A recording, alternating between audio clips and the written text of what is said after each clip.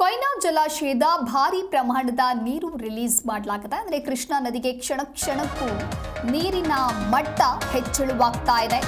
ದಕ್ಷಿಣ ಕಾಶಿ ಶ್ರೀ ವೀರಭದ್ರೇಶ್ವರ ದೇವಸ್ಥಾನ ಜಲಾವೃತವಾಗಿದೆ. ಚಿಕ್ಕೋಡಿ ತಾಲೂಕಿನ ಸುಕ್ಷೇತ್ರ ಯಡೂರ ವೀರಭದ್ರೇಶ್ವರ ದೇವಸ್ಥಾನ ಇದು. ಗರ್ಭಗುಡಿಗೆ ನೀರು ಪ್ರವೇಶಿಸ್ತಾ ಇದ್ದಂತೆ ಭಕ್ತರಿಂದ ಪೂಜೆಯನ್ನ ಮಾಡಲಾಗಿದೆ. ಶ್ರಾವಣ ಕೊನೆಯ ದಿನ ಅಮಾವಾಸ್ಯೆಗೆ ಭಕ್ತರಿಗೆ ನಿರಾಸೆ ಉಂಟಾಗಿದೆ. ಪ್ರವೇಶ ಬಂದ್ ಮಾಡಿ ದೂರದಿಂದಲೇ ದರ್ಶನಕ್ಕೆ ಅವಕಾಶವನ್ನ ನೀಡಲಾಗಿದೆ. ಹಾಗಾಗಿ ನೀವು ಕೂಡ ದೃಶ್ಯಾವಳಿಯಲ್ಲಿ ಗಮನಿಸ್ತಾ ಇರಬಹುದು ಯಾವ ರೀತಿಯಾಗಿ ನೀರು ನಿಂತಿದೆ ಅಂತ ಹೇಳಿ. ಇನ್ನು ಕೊಯ್ನಾ ಜಲಾಶಯದಿಂದ ಭಾರಿ ಪ್ರಮಾಣದ ನೀರು ರಿಲೀಸ್ ಮಾಡಿರುವಂಥ ಹಿನ್ನೆಲೆಯಲ್ಲಿ ಕೃಷ್ಣಾ ನದಿಗೆ ಕ್ಷಣ ಕ್ಷಣಕ್ಕೂ ಕೂಡ ನೀರಿನ ಮಟ್ಟ ಹೆಚ್ಚಳವಾಗ್ತಾ ಇದೆ. ಹಾಗೆ ದಕ್ಷಿಣ ಕಾಶಿ ಶ್ರೀ ವೀರಭದ್ರೇಶ್ವರ ದೇವಸ್ಥಾನವೂ ಕೂಡ ಯಾವ ರೀತಿಯಾಗಿ ಜಲಾವೃತವಾಗಿದೆ ಅಂತ ಹೇಳಿ ನೀವು ದೃಶ್ಯಾವಳಿಯಲ್ಲಿ ಗಮನಿಸ್ತಾ ಇರ್ಬೋದು. ಚಿಕ್ಕೋಡಿ ತಾಲೂಕಿನ ಸುಕ್ಷೇತ್ರ ಯಡೂರ ವೀರಭದ್ರೇಶ್ವರ ದೇವಸ್ಥಾನ ಅದು. ಇನ್ನು ಗರ್ಭಗುಡಿಗೆ ನೀರು ಪ್ರವೇಶಿಸ್ತಾ ಇದ್ದಂತೆ ಭಕ್ತರಿಂದ ಪೂಜೆಯನ್ನು ಕೂಡ ಮಾಡಲಾಗಿದೆ. ಶ್ರಾವಣ ಕೊನೆಯ ದಿನ ಅಮಾವಾಸ್ಯೆಗೆ ಅಂತ ಹೇಳಿ ಬಂದಂತಹ ಭಕ್ತರಿಗೂ ಕೂಡ ಇಲ್ಲಿ ನಿರಾಸೆಯಾಗಿದೆ.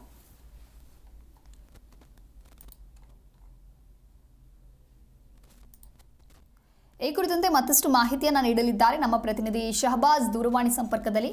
ಶಹಬಾಜ್, ಕೊಯ್ನಾ ಜಲಾಶಯದಿಂದ ಭಾರಿ ಪ್ರಮಾಣದ ನೀರು ರಿಲೀಸ್ ಆಗಿರುವಂತಹ ಹಿನ್ನೆಲೆಯಲ್ಲಿ ಕೃಷ್ಣಾ ನದಿಗೆ ನೀರಿನ ಮಟ್ಟ ಅನ್ನೋದು ಹೆಚ್ಚಳವಾಗ್ತಾ ಇದೆ.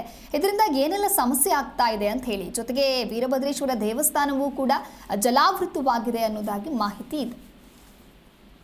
ಹೌದು ದಿವ್ಯದಾಸ್, ಏನಂತಂದ್ರೆ ಇಂದು ಬೆಳಿಗ್ಗೆ ಸುಮಾರು 6 ಗಂಟೆಗೆ ಕೊಯ್ನಾದಿಂದ 1,40,000 ಕ್ಯೂಸೆಕ್ಸ್ ನೀರು ಬಿಟ್ಟಿರುವಂತದ್ದು.